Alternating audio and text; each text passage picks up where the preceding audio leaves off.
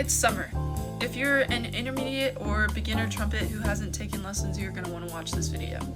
So I just got done teaching band camp, and there were a lot of issues that I had to fix with the people in my section that didn't really get taught or get corrected in the band hall.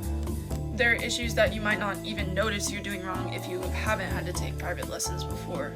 So let's just get straight into it. Number one is posture, specifically hand posture. So when you're holding the trumpet, you want to have your left hand like this. Your thumb goes in the thumb ring. Your index finger wraps around, your middle finger wraps around, and your ring finger goes in the ring. As for your pinky, I've seen people doing this, putting their pinky under here, and that can cause wrist pain and eventually carpal tunnel if you let it get too bad. It puts the weight of the trumpet just on your pinky. Your pinky's not meant to support that weight, and it separates it from the ring finger, and it's much more comfortable if you just put your pinky behind your ring finger or just let it rest around this area. Now for the right hand, this was a major one that I saw. I saw a lot of trumpet students doing this, and this is not correct. This will lead to wrist strain. I know because I had it happen to me. Posture that you want to have is when you're holding the trumpet with your left hand, it's stable. You don't need to put any weight on your right hand. You want your thumb to be relaxed, hanging out between your first and second valve, or over here if you have bigger hands. And you want your fingers to form a C when resting on the valves. This is the most important shape that you need to have in your posture when playing trumpet, because it allows you to get direct force on the valves without pushing them sideways, which will keep them from getting stuck, and it also keeps your wrist from getting compressed.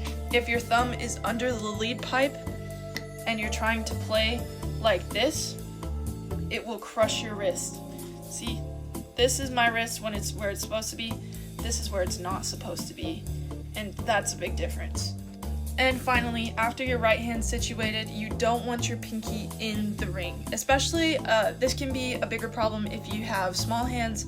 My hands are pretty medium-sized. For me, putting my pinky in this ring creates strain and tension between my ring finger and my pinky, which can cause the rest of my hand and my wrist to hurt. You want your pinky to rest on top of your ring rest. And doing this also keeps you from pushing the trumpet straight into your face, because that can eventually lead to nerve damage, muscle damage in your lips. It's a sign that you're not playing right. As for posture when you're sitting, you want your back to be straight. You want to have your back away from leaning on the back of the chair, and you want to have your feet sitting flat on the floor. This will ensure that your lungs are not compressed, that you're able to get the maximum amount of airflow that you need to play your horn, that you won't crunch down over time and slouch over. The second thing I saw a lot of is not doing a warm-up. Even if it's just, 3 minutes of mouthpiece buzzing and then you take a 3-minute break, any warm-up is better than going straight to your music. If you're playing low-level music, you might not feel it at first, but it's important to get a warm-up before you start seriously playing, because it can end up also giving you nerve damage if you don't. It's like working out without stretching first. Some good warm-ups I like to do are lip slurs, mouthpiece buzzing, free buzzing. If y'all want me to share examples, comment below and I'll post some. And finally, I saw a lot of issues with embouchure formation. This is the foundation for how you're going to play trumpet. If you decide to change your embouchure, now is the time, because you have time before school starts again to get used to it. Everybody's mouth is different, but the basic idea behind the trumpet embouchure is that you want a pursed lip shape like this. I've heard some people say you want to smile when you play high notes. That's not true. You want to keep a consistent embouchure across your entire range. When you play trumpet, you want, you can practice with the mouthpiece, putting the mouthpiece on your face.